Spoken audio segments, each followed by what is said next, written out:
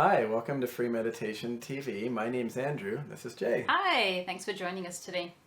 So today we have an interesting episode called How Not to Panic. Yes, today's episode is looking at the right heart. In previous episodes, we've looked at left heart and center heart, 3 hearts in Sahaja Yoga.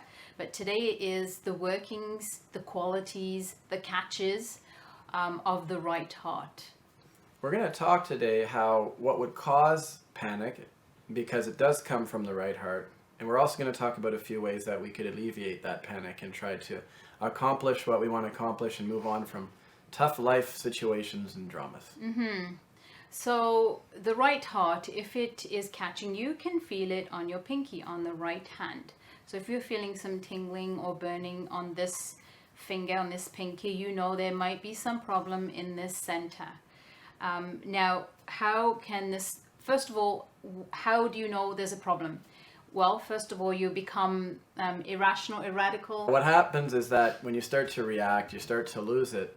One thing that can happen, first of all, is you feel all this heat rising, especially from the lower parts of your right channel, right on up into the ego, right up to the brain. And what happens is if it heats up or if you start to panic, also adrenaline is released into the bloodstream. And just your ability to be in balance and to utilize your entire brain power just gets thrown out the window. You're just going to react and you're going to go through instinct. And you're over controlling. Yes. Responsibility is either lacking or you're over responsible. So these are the parts that, you'll witness yourself, or you'll try to witness yourself. So you have to bring those back into balance. Now, how can we do that? Essentially how we do it is, number one, regular meditation will help to balance, because you won't want to become a very aggressive person, or you'll get tired of being a very subservient person. You'll bring yourself into balance, number one. But the second thing is this ice pack that you've now brought. We can use an ice pack. We use ice packs a lot in Sahaja Yoga if you have an overactive right channel. So as Andrew mentioned, the right channel starts from the second Swadhisthana chakra and goes up over to ego, and sometimes it's so great it can actually go down into your left Vishuddhi. So we want to bring the heat down. The heat from right Swadhisthana is going up and making all these reactions in our chakras on the highest part. Ice pack on your liver. Your liver is right here, so you can keep that on your liver for about 15 minutes. That's about the perfect time. Always make sure it's not right on your skin. You don't want to bruise your skin. You don't want it to be too cold. So be careful with the ice pack. But essentially, if you find yourself in these positions where, and you can actually check right now, you can put your hand right on the lower right side of the body. If it's quite hot, if it's quite warm, or your right hand is quite warm, then you can use the ice pack maybe once or twice a day. Diet-wise, if you're eating a lot of foods high in oils or that heat up the liver, you might want to eat foods that are more cooling for the liver, like vegetables and rice and things of that nature, instead of maybe deep fried foods and a lot of meat. Meat, less meat, right? So that's something that in Sahaja Yoga, you're your own guru. You have to figure this out for yourself. Am I this kind of a person or not? So that's something you'll have to investigate. And also foot soaks. Foot soaking is, foot soaks many times. Foot soaking, in case you don't know what that is you take like a white dish bowl. It's something you could buy from a dollar store, and you fill it with water and you meditate with feet in the bowl of water. Salt, yeah. And that would now, if you have an overactive right side and you can feel a heavy right hand, you would meditate. The foot soak water would be a little bit cooler. That would be good, cool water. To cool you down, because you're overheating on this side. So, so if you can bring that down, then the right heart center would hopefully come back into balance, where you're feeling these qualities of mildness, of responsibility, reliability, even starts with discretion, which goes up into the Vishuddhi, but starts here and develops into diplomacy. So they're very good qualities. I mean, it's something that we strive for every day. When you feel this energy inside, and when you're feeling really good about yourself, what happens is over the months and years, you want to keep that state. You actually don't like panicking. You don't like getting angry. You feel that you're better than that, and that you don't want to go down that path again. So that's the nice thing about regular meditation, is that you start to make that your habit. And what happens is you just really don't like getting into that state. And that really encourages you not to lose it or panic or react.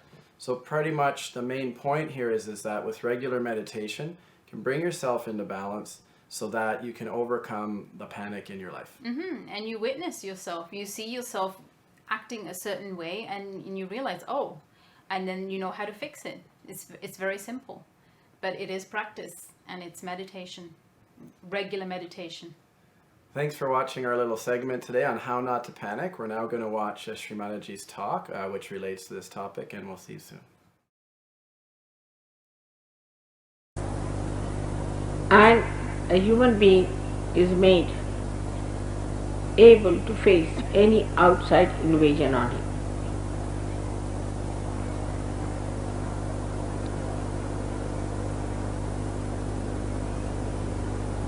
These antibodies know how to fight.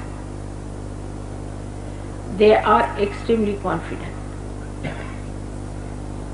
and they know who are their enemies.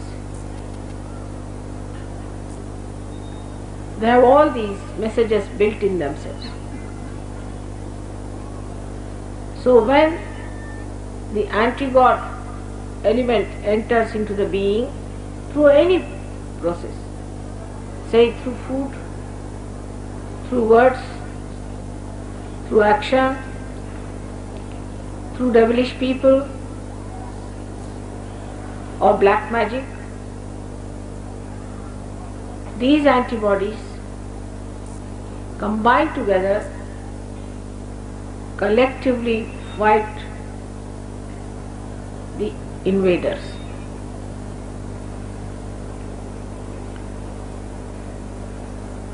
Those who do not have their central heart properly developed suffer from tremendous insecurity all their lives.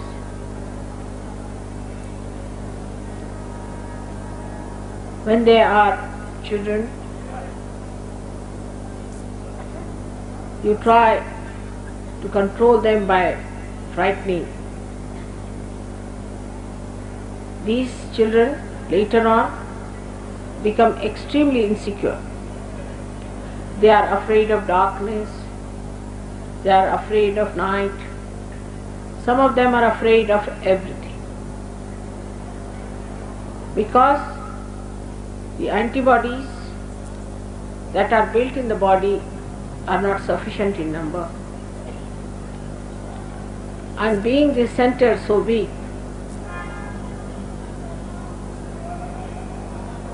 the person feels extremely insecure. Later on in life, when the child goes to the school or he tries to work,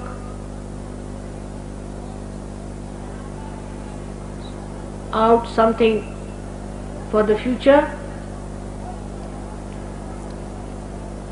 then also his confidence can be shaken by parents, teachers, and outside people. So it is very important to understand children who are growing.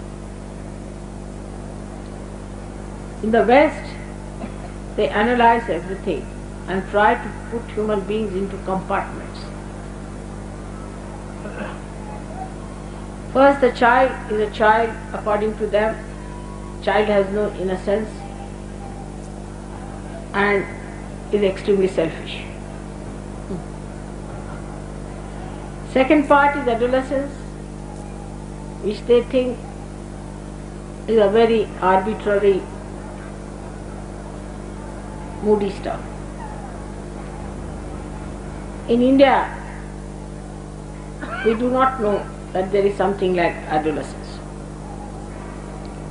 Now these adolescent people form a group and they start criticizing or making fun of all the elders. At a very young age it starts. First they make fun of the teachers, then of the parents, then of all the people who are senior to them. They start becoming extremely active in their brains because they see too many televisions and things like that. And then they start behaving at a very young age in such a violent ways that one cannot imagine. I used to live about 25 miles away from London.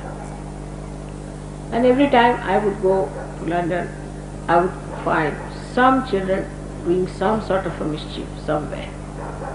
But one day some of them entered into my compartment.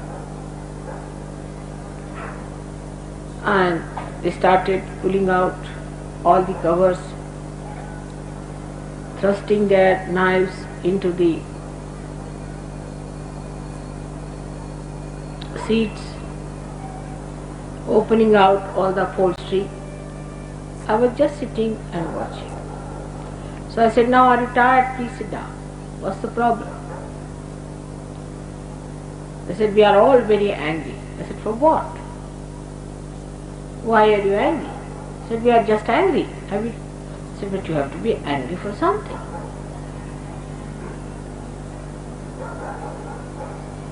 They were children going to good schools, definitely wearing very good clothes.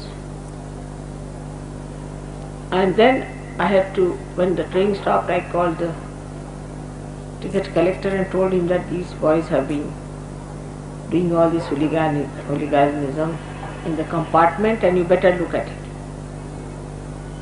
And he came in and he said, "This is a common thing." And then somehow or other he took them out.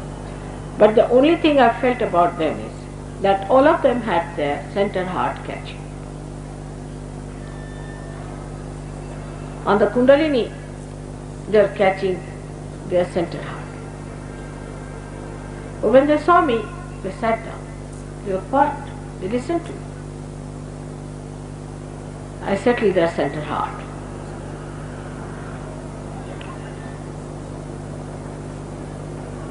And most of them said, "We are angry with our mother."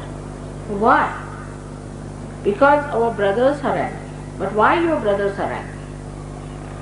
Then I discovered that Freud has given these funny ideas against the mother. Mother itself, can you imagine? What an anti-God activity it is. To an India, mother is the primal thing. Any Indian. Because his sense of security lies in the mother. Even if the father is hot-tempered, is angry, still they depend on the mother.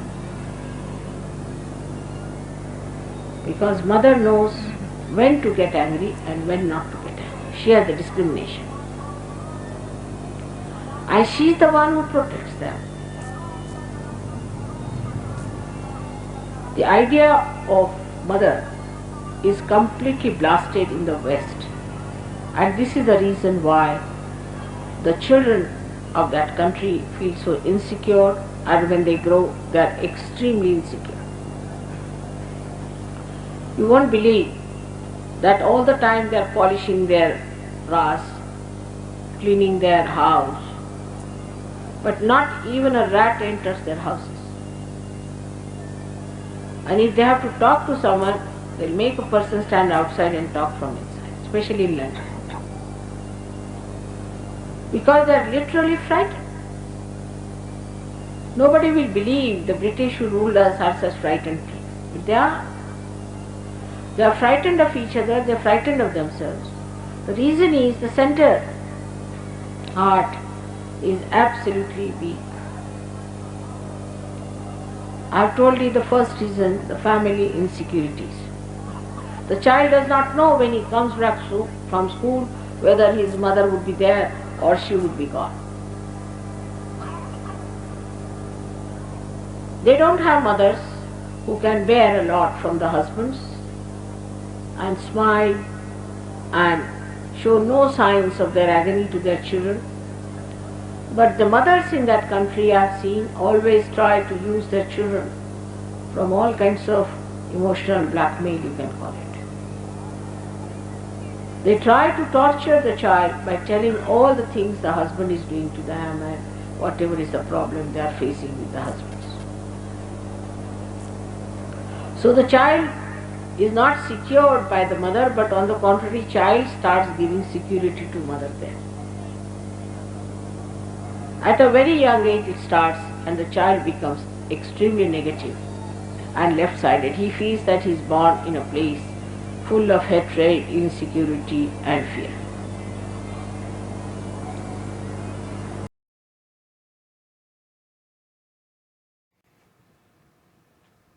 Hope you enjoyed the talk of Shrimataji. So now let's meditate. As usual, let's keep our hands palm up on our laps. Try and keep our attention in Sahasrara chakra, which is the 7th chakra. And we can also do the breathing. Since we are working on right heart, we can do the breathing where we breathe in, hold for 3, breathe out, hold for 3. And you can continue this breathing while the meditation video is playing. Enjoy.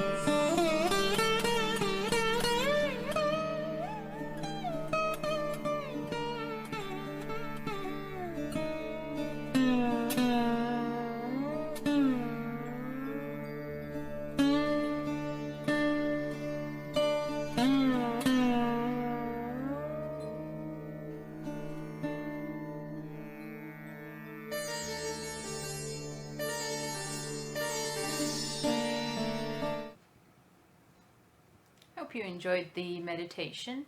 So now we're at the point in the show where we'll have some questions and we'll answer some questions. Do We you have any some questions today. Yes, we have a few questions.